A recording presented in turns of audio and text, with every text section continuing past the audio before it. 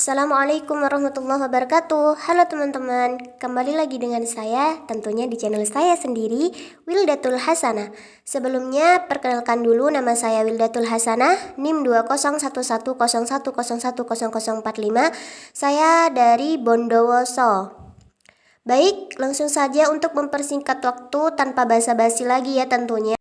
Kira-kira apa saja ya yang akan saya bahas pada kesempatan kali ini? Yang pertama adalah mengenai siapa itu David A. Kolb. Yang kedua, penjelasan mengenai 4 tahap teori belajar menurut David A. Kolb. Yang ketiga adalah hubungan 4 tahap belajar menurut David A. Kolb dan 4 golongan belajar menurut Hamid and Mufrad. Dan yang terakhir adalah argumen saya sendiri berdasarkan keadaan saat ini. Baik, langsung saja ya teman-teman. Siapa sih itu David A. Kolb? Ada yang tahu? Untuk berbagi pengetahuan nih, David A. Kolb adalah seorang filosof beraliran humanistik. Ada yang tahu apa itu humanistik?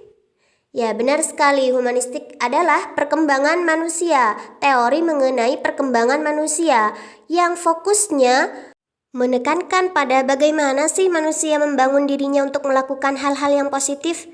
Namun di sini saya tidak akan memperkenalkan lebih jauh tentang David A. Kolb teman-teman. Saya akan membahas tentang 4 tahap belajar menurut David A. Kolb. Kira-kira apa saja ya 4 tahap belajar menurut David A. Kolb? Jadi teman-teman, menurut David A. Kolb itu ada 4 tahap belajar. Yang pertama itu tahap pengalaman langsung, yang kedua tahap pengalaman aktif dan reflektif, tahap yang ketiga adalah tahap konseptualisasi, dan tahap yang terakhir adalah aktif eksperimentasi. Nah, di sini saya akan menjelaskan sedikit dari tiap tahap itu, teman-teman. Yang pertama, tahap pengalaman langsung. Tahap pengalaman langsung itu adalah tahap paling awal dalam teori belajar David, yang artinya orang itu mengalami langsung sesuatu hal hingga menghasilkan pengetahuan, baik itu dengan penglihatan ataupun dengan cerita, teman-teman, seperti itu. Dan yang kedua adalah tahap pengalaman aktif dan reflektif. Tahap ini adalah tahap mencari jawaban terhadap pertanyaan-pertanyaan tentang kejadian yang muncul. Misal, ketika kita mengalami gelas pecah, maka akan timbul dalam pikiran kita, kok bisa ya gelas itu pecah, dan lain sebagainya. Selanjutnya adalah tahap konseptualisasi. Tahap ini berarti sudah berupaya untuk mengembangkan suatu teori, konsep tentang yang sudah diperhatikan. Semisal, kan tadi itu gelas pecah, muncul pertanyaan di kepala, kok bisa ya gelas itu pecah? Lalu kita berusaha menjawabnya, oh ya itu kan terbuat dari kaca. Terus kita mulai deh mencari teorinya, bagaimana tentang teori gelas itu pecah dan lain sebagainya. Dan yang terakhir adalah tahap aktif eksperimentasi, yang berarti melakukan eksperimen secara aktif dan mampu mengaplikasikannya terhadap situasi nyata. Semisal setelah kita menemukan konsep gelas pecah, kita langsung mempraktekannya saja. Kita pecahkan gelas tersebut, lalu mulai mengetahui, oh ya konsep gelas pecah ini benar ternyata gelas itu kalau dijatuhkan ke bawah bakalan pecah, kecuali gelasnya tidak terbuat dari kaca, beling atau bahan-bahan yang mudah pecah. Nah, seperti itu teman-teman. Selanjutnya saya akan menghubungkan 4 tahap belajar David ini dengan 4 golongan belajar menurut Hamid and Mufrad, disertai dengan argumen saya sendiri dengan keadaan saat sebelumnya. Kita harus mengetahui dulu apa saja 4 golongan itu. Nah, yang pertama itu ada namanya kelompok teoris, yang kedua aktivis, yang ketiga reflektor, dan yang keempat adalah pragmatis. Langsung saja ya teman-teman. Yang pertama adalah kelompok pragmatis. Saya hubungkan dengan tahap pengalaman langsung menurut David. Mengapa saya hubungkan antara kedua ini?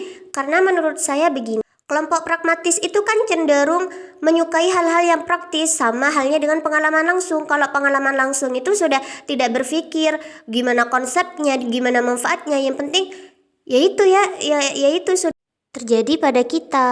Jadi menurut saya antara keduanya saling berhubung.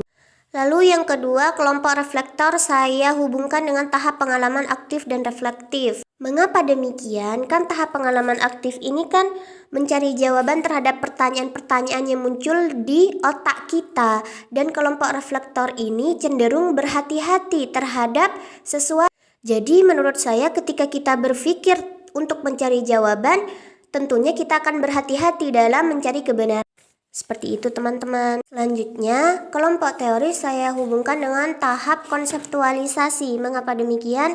Karena namanya sudah konsep, namanya sudah kelompok teori. Jadi keduanya saling berkaitan, sama-sama berpikir mengenai teori dan konsep mengenai hal yang diamati. Dan yang terakhir, tahap eksperimentasi aktif saya hubungkan dengan kelompok aktivis. Sama dengan kelompok dan tahap sebelumnya, namanya sudah eksperimentasi aktif, kelompok aktivis, sama-sama aktif. Jadi di antara keduanya sama-sama berperan aktif dalam bereksperimen mengenai suatu hal yang diamati tersebut. Lalu bagaimana argumen saya berdasarkan keadaan saat ini? Menurut saya begini teman-teman, ini kan masa pandemi, belajar daring. Jadi menurut saya kalau tahap pengalaman langsung itu seperti melakukan kegiatan pembelajaran via Google Meet semisal. Nah itu kan saya mengalami langsung kejadiannya, oh seperti ini mengalami pembelajaran melalui Google Meet.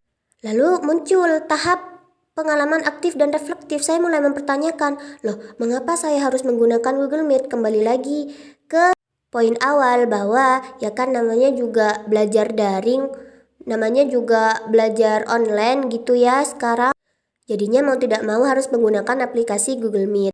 Lalu jika dikaitkan dengan tahap konsep, nah menurut saya tuh begini, ketika dikaitkan dengan konsep ini, saya mulai menata jadwal saya. Oh jam segini ada pelajaran ini, sudah menggunakan konsep agar waktu saya bisa diatur dengan baik tentang belajar online ini. Dan yang terakhir, jika dikaitkan dengan aktif eksperimentasi, maka saya sudah mulai terbiasa dengan via Google Meet ini dan mulai berusaha untuk aktif bertanya kepada guru. Seperti itu kurang lebih. Nah, untuk sumber kutipan ini yang ada di layar ya teman-teman. Semoga bermanfaat. Kurang lebihnya saya mohon maaf. Wassalamualaikum warahmatullahi wabarakatuh.